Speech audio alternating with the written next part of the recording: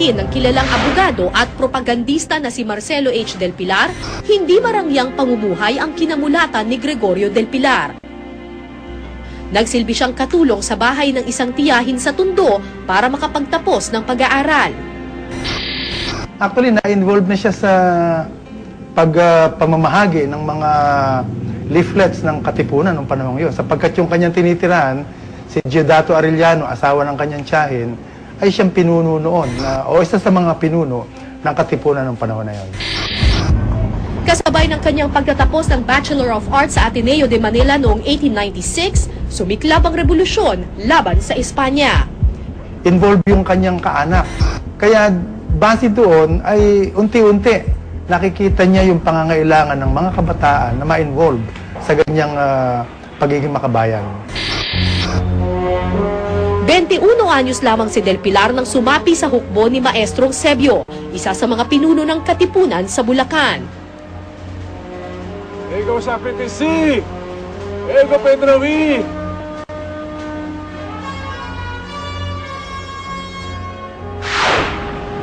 Hindi daw tinatabla ng bala si Maestrong Sebio, kaya marami siyang naging tagasunod. Mabuhay ang Katagalungan! Mabuhay! Kalayaan! Sa isang labanan sa Pandi, Bulacan, unang sumabak sa digmaan si Del Pilar. Siya ay naging tiniente at dahil ito sa naging labanan sa Kakarong Disili sa Pandi kung saan ito ay pinamumunuan ni Maestrong Sebio at doon ay nakita niya ang galing at husay ni Gregorio bilang isang mandirigma. Higit na nakilala si Del Pilar sa mga sumunod pa niyang pakikibaka sa Bulacan. Mayroong isang pangyayari sa Mambog na naharang nila ang isang grupo ng mga Kastila, may praile, may mga kasadores, at naagawan nila yun ng mga salapin na pinamudmud naman nila doon sa mga Katipunero. Sumunod dito ay sumalakay naman siya sa Paumbong kung saan 14 na baril ang kanilang nasamsam mula sa mga Kastila. Pumunta siya kay General Aguinaldo, tinatanong kung paano niya lulusubin ang bayan ng Paumbong. Binigyan siya ng konting advice. Ang kahanga-hanga doon ay nagawa ni Gregorio Del Pilar yung payo mismo. Ibig sabihin, magaling siya sa execution, hindi siya nagkukulang sa katapangan. Sa puntong ito, nagsimulang lumalim ang pagiging magkaibigan ni Del Pilar at General Emilio Aguinaldo.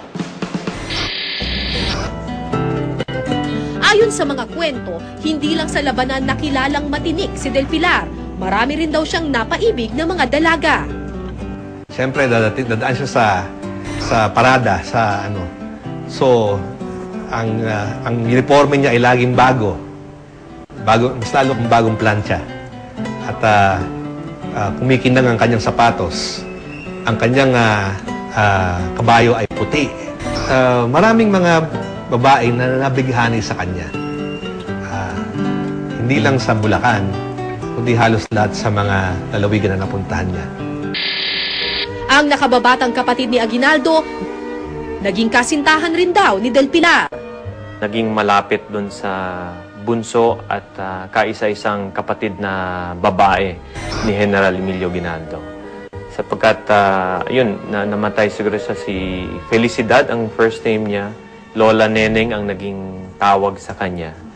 At kinikwento ng mom ko na minsan ay sakay sila sa kotse at pinaglaruan niya yung sing-sing. At sinabi na yun ay engagement ring. Nakakapanligaw pa rin daw si Gregorio Del Pilar kahit sa kasagsagan ng digmaan laban sa Espanya. Maraming nasulat na si Goyo daw ay kung saan na mapunta, nagkakaroon ng nobya.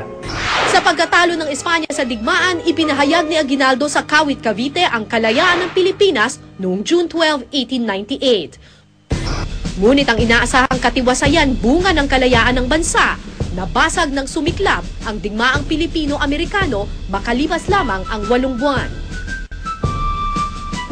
Nung sinalakay ng mga puwersang Amerikano, ang Bulacan, merong malaking labanan na nangyari dito na namatay yung ilang mga Filipino officers.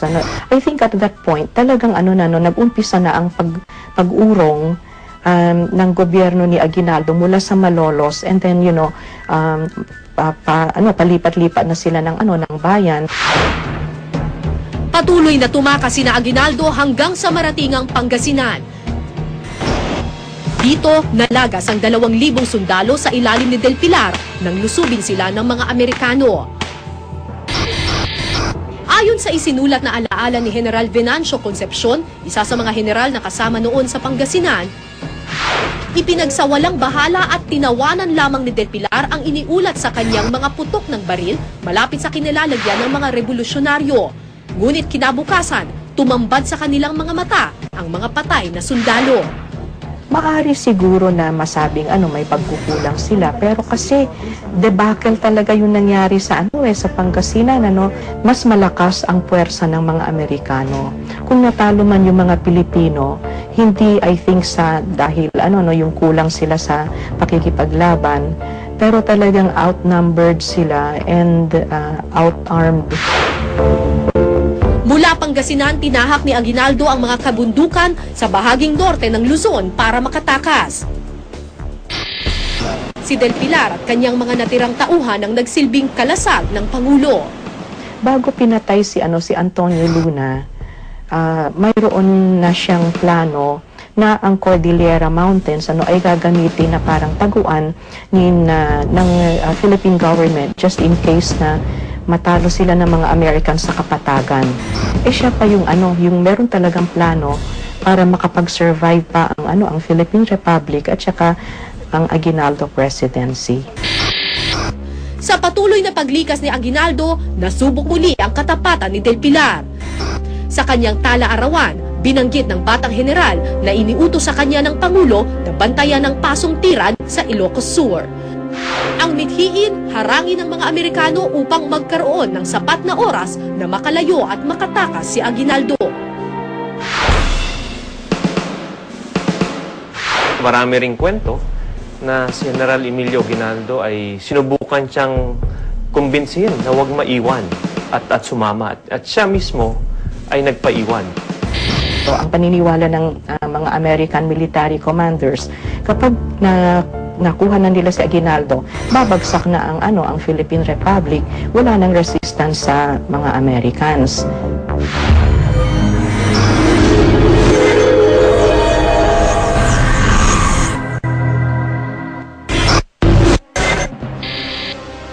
Susunod sa Case Unclosed, ang kamatayan ni General Del Pilar sa Tirad Pass. Tibayan nga ba ng kabayanihan?